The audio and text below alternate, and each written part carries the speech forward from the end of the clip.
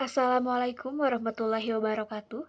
Perkenalkan kami dari kelompok 9 yang beranggotakan Rindiani Clara, Amanda Ariesta, Rizkia Okta, dan Muhammad Dafa.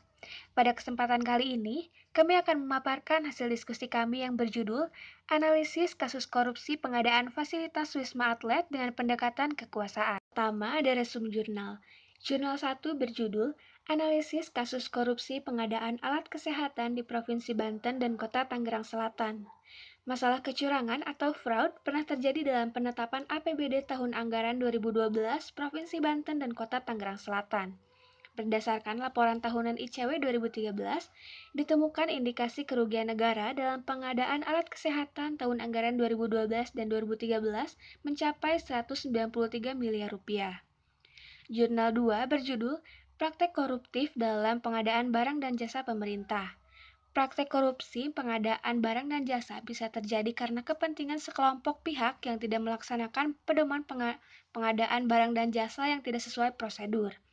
Bentuk pencegahannya adalah dengan perbaikan dari segi regulasi, dari segi pelaksanaan pengadaan barang dan jasa pemerintah di Indonesia dengan meningkatkan SDM, peningkatan kapasitas dan penerapan e-procurement dan penguatan aspek hukum pidana. Jurnal 3. Modus operandi korupsi pengadaan barang dan jasa pemerintah oleh PNS. KPK mencatat selama periode 2012 sampai 2016 terdapat 244 kasus tindak pidana korupsi, di mana pelaku didominasi oleh pegawai negeri sipil. Dengan meletakkan kepentingan pribadi di atas kepentingan umum dan sesuatu yang diamanahkan tidak dilaksanakan sebagaimana mestinya atau dinamakan modus operandi. Modus operandi berpengaruh pada putusan pidana. Semakin tercela perbuatannya, semakin tinggi pula pidananya. Jurnal 4, Politik, Patronase, dan Pengadaan dengan Studi Kasus Korupsi Proyek Wisma Atlet. Praktik korupsi di dalam berbagai kasus pengadaan barang dan jasa di banyak analisis memperlihatkan adanya patronase ekonomi politik. Keberadaan regulasi baru justru membuat para aktor politik ikut mengadaptasinya. Dalam kasus pembangunan Wisma Atlet, tampak jelas bahwa tender sudah dimanipulasi sejak awal, sehingga terkesan sudah sesuai dengan aturan. Para pejabat publik menggunakan pengaruhnya untuk menyalurkan sumber daya publik ke perusahaan dengan skema patron klien. Selanjutnya adalah studi kasus, yaitu kasus korupsi proyek Wisma Atlet. Diawali oleh Muhammad Nazarudin yang saat ini adalah mantan bendahara Partai Demokrat dan anggota DPR yang pernah bertugas mengatur distribusi sumber daya publik untuk membiayai kegiatan politik Partai Demokrat.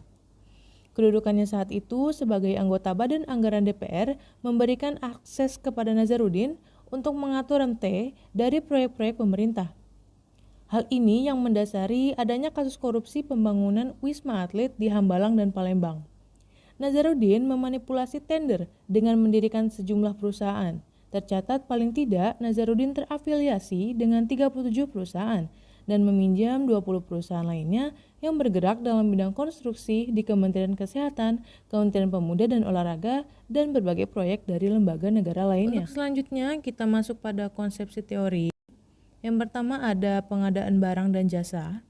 Dalam bab 1, ketentuan umum pasal 1, Perpres 16 tahun 2018 disebutkan bahwa pengadaan barang atau jasa adalah kegiatan untuk memperoleh barang atau jasa oleh kementerian atau lembaga atau satuan kerja perangkat daerah atau institusi lainnya yang dimulai dari perencanaan kebutuhan sampai diselesaikannya seluruh kegiatan untuk memperoleh barang atau jasa. Kegiatan pengadaan barang atau jasa dibiayai dengan APBN dan atau APBD, baik yang dilaksanakan secara swakelola maupun oleh penyedia barang atau jasa. Tata cara pengadaan barang dan jasa diatur oleh Peraturan Presiden Nomor 54 Tahun 2010 tentang pedoman pelaksanaan pengadaan barang atau jasa pemerintah. Teori kedua yaitu korupsi pengadaan barang dan jasa. Perilaku koruptif dalam pengadaan barang dan jasa adalah suatu konspirasi usaha, yakni suatu bentuk kerjasama di antara pelaku usaha dengan maksud untuk menguasai pasar yang bersangkut bagi kepentingan pelaku usaha yang bersekongkol tersebut. Menurut Fuadi tahun 2000. Korupsi dalam pengadaan barang atau jasa pada dasarnya diwujudkan dalam bentuk penyuapan, menurut Auriol tahun 2004. Beberapa bentuk korupsi yang biasanya terjadi adalah 1. Suap atau janji yang diberikan pihak swasta kepada pejabat publik untuk mempengaruhi kebijakannya. Yang kedua ada auto corruption, Pejabat publik melakukan korupsi untuk keuntungan dirinya sendiri atau asosiasi tempatnya bernaung.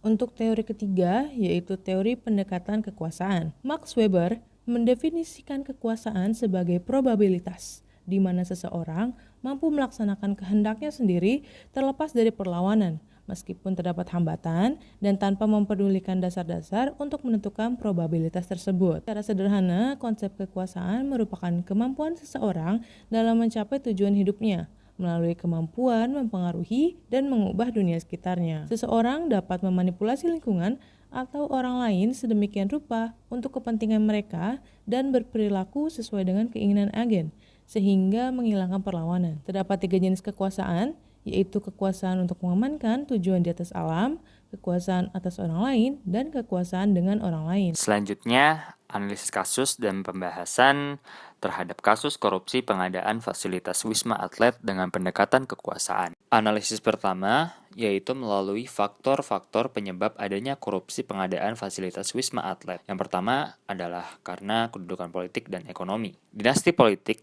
yaitu kedudukannya sebagai anggota Badan DPR dan salah satu elit Demokrat, memberikan akses kepada Nazarudin untuk mengatur rente dari proyek-proyek pemerintah dan memanipulasi tender. Kedudukannya itu memberikan akses kepada Nazarudin untuk mengetahui proyek-proyek yang diusulkan oleh kementerian guna mendapatkan pendanaan dari APBN. Dinasti ekonomi yang dimiliki Nazarudin adalah mendirikan sejumlah perusahaan. Tercatat paling tidak dia terafiliasi dengan 37 perusahaan dan meminjam 20 perusahaan lainnya yang bergerak di jasa konstruksi di Kementerian Kesehatan, Kementerian Pemuda dan Olahraga, dan berbagai proyek dari lembaga negara lainnya. Faktor yang kedua adalah gaya hidup serba mewah dan patronase. Nazarudin memerlukan uang dalam jumlah besar dari praktik korupsi untuk membangun jaringan patronase politik dari Partai Demokrat. Dia menggunakan sebagian besar uang dari rente proyek tersebut untuk membiayai upaya Anas Urbaningrum dalam pemilihan ketua partai dalam Kongres Partai Demokrat di Bandung tahun 2010. Pembelian suara itu adalah strategi Nazarudin untuk membangun patronase di dalam partai yang bukan hanya berguna untuk Anas menduduki jabatan ketua partai, tetapi juga berbagai jabatan publik lainnya kelak. Nazarudin bahkan sudah merancang Anas akan menjadi kandidat Presiden Republik Indonesia di masa mendatang, bukan hanya ketua partai politik. Dan gaya hidup serba mewah terlihat dari kendaraan, tempat tinggal, hingga setelah dipenjara pun sel yang ditempati oleh Nazarudin berbeda dengan tahanan lain, yaitu lebih mewah dan lebih luas.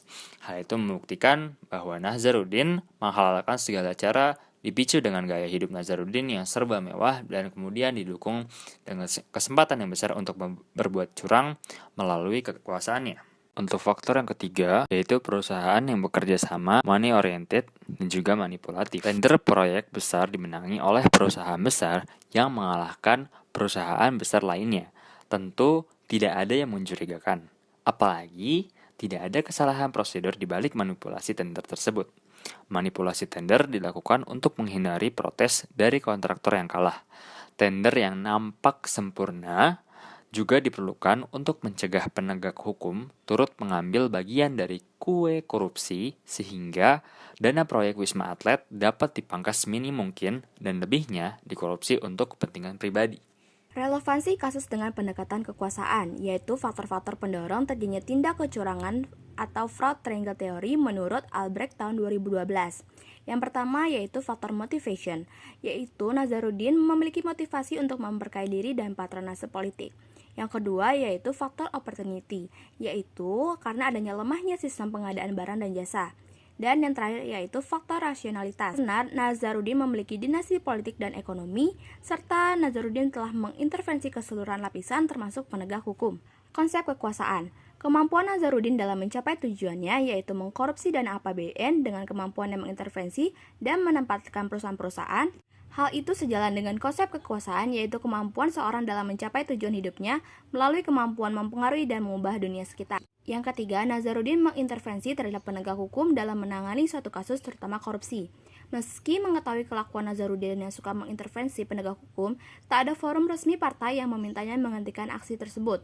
Hal ini sejalan dengan teori Max Weber yang mendefinisikan kekuasaan sebagai probabilitas. Yang terakhir, Nazarudin mampu mengeluarkan kekuasaan atas orang lain demi kepentingan pribadi, baik mengubah insentif sehingga mereka menjadi positif secara persuasif dengan memberi imbalan berupa uang, suap, uang pelicin, atau membuatnya negatif jika berbicara tentang kekuasaan atau paksaan. Hal ini sejalan dengan konsep pendekatan kekuasaan, yaitu kekuasaan kapitalis terhadap buruh atau tenaga kerja. Kelompok kami menyarankan beberapa hal untuk mencegah terjadinya kasus serupa, maka dapat dilakukan dengan beberapa tindakan.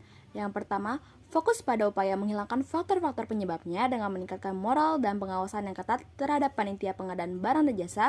Yang kedua, peserta tender tidak boleh terafiliasi atau berhubungan kerabat atau keluarga dengan panitia pengadaan. Yang ketiga, transparansi dan keterbukaan proses pengadaan. Yang keempat, mencegah terjadinya dinasti politik. Dan yang terakhir yaitu pencegahan dengan putusan pengadilan.